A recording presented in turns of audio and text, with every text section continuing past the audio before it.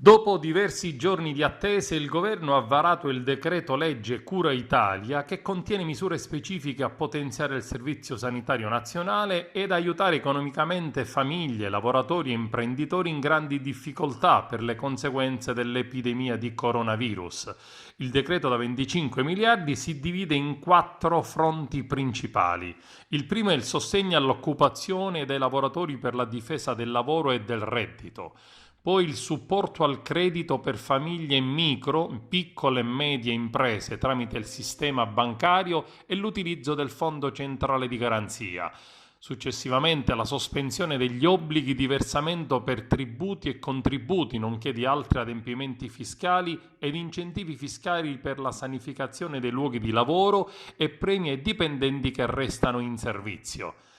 Ed ultimo, finanziamento ed altre misure per il potenziamento del sistema sanitario nazionale, della protezione civile e degli altri soggetti pubblici impegnati sul fronte dell'emergenza.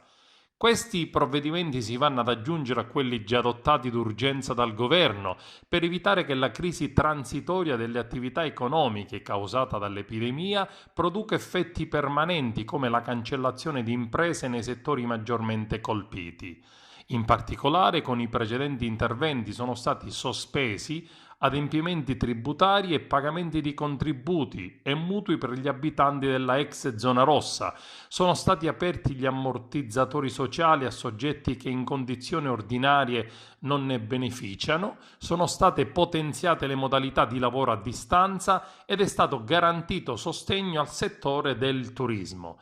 Tutti i particolari e dettagli sono finalmente pubblicati in Gazzetta Ufficiale nella data del 17 marzo 2020 per essere visti, letti ed approfonditi.